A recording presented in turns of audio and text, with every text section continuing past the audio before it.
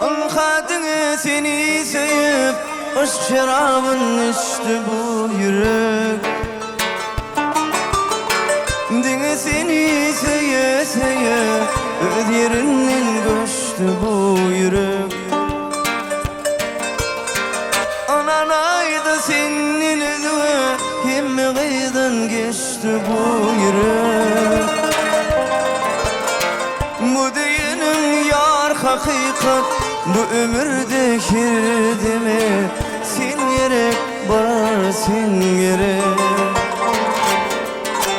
Bana ay gerek de yıllar gerek de esirimde hem de sen kim işimin yanımda ol. Sensiz günümde sensiz düğünümde başkaya gerek de gel madamın yanımda ol.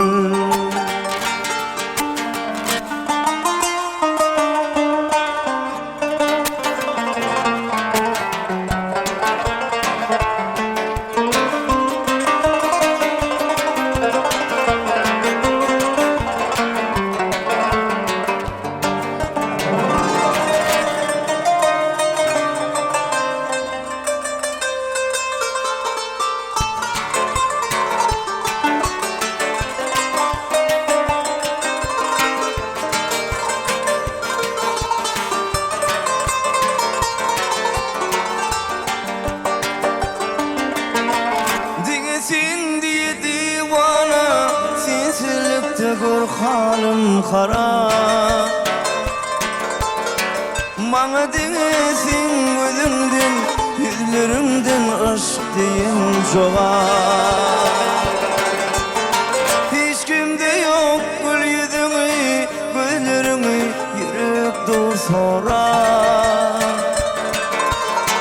Sen min için durmuşum da bir men için sevip olan okurmadık sırlı bir kitap. Bana ay gerek de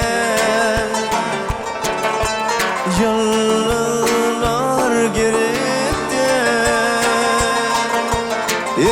esirimde hem de sen kim işimin yanımda ol. Sensiz günümde